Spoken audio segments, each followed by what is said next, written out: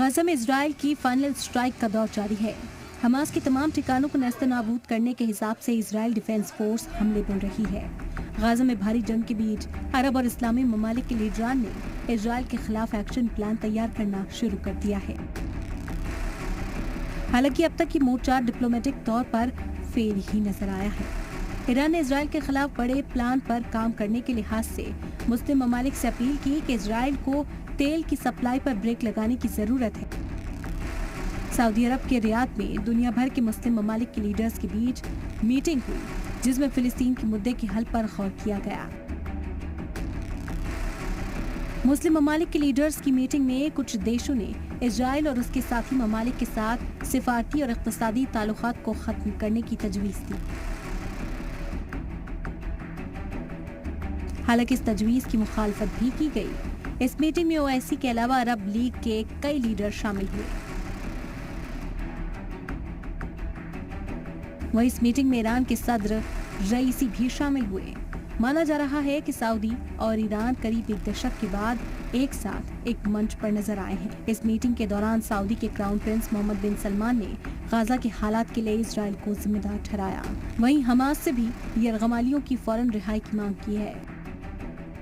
المملكة رفضها القاطع لاستمرار العدوان والاحتلال والتهجير القسري لسكان غزة، كما تؤكد تحميل سلطات الاحتلال مسؤولية الجرائم المرتكبة بحق الشعب الفلسطيني ومقدراته. عين منسقا للقيام بتحرك فعال لمواجهة هذا. إننا أمام كارثة إنسانية تشهد على فشل مجلس الأمن والمجتمع الدولي في وضع حد للانتهاكات الإسرائيلية الصارخة للقوانين والأعراف الدولية والقانون الدولي الإنساني.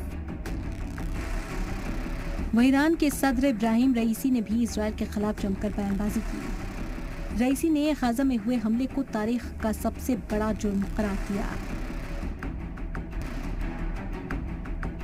اسلامک ممالک کی اس میٹنگ میں ترکی کے صدر اردوغان بھی شامل ہوئے۔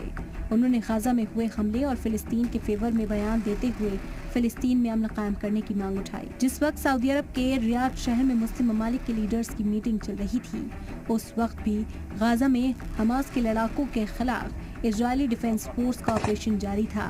ساؤتھ غزہ میں الشفا اسپتال میں حماس کے ٹھکانوں کو IDF نے پوری طرح سے تباہ کیا۔ اسرائیل کے PM نیتن یاہو نے کہا کہ ساؤتھ غزہ پر حماس کا کنٹرول ختم ہو گیا ہے۔ انہوں نے کہا کہ یرغمالیوں کو چھڑانے تک حماس کے خلاف پوری طاقت سے جنگ جاری رہے گی۔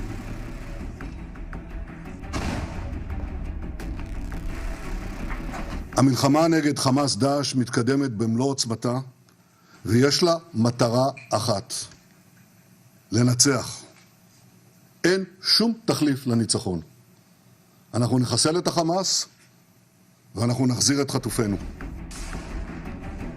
ظاہر ہے مسلم ممالک کا غصہ غزہ کو لے کر تو ہے، لیکن حماس کے لڑاکوں نے 7 اکتوبر کو جو کچھ بھی کیا اس کے خلاف سعودی عرب کو چھوڑ کر کسی اور ملک نے بیان جاری نہیں کیا ہے۔ وہیں یرغمالیوں کی حمایت میں بھی سعودی نے ہی آواز اٹھائی، تو وہیں اسرائیل نے امریکہ کی جنگ بندی کی تجویز کو ٹھکرا کر اپنے ارادوں اور نیت کو بھی ظاہر کر دیا ہے۔ ایسے میں مسلم ممالک کا اگلا پلان کیا ہوگا، یہ دیکھنا بھی دلچسپ ہوگا۔ بیورو رپورٹ، زی میڈیا۔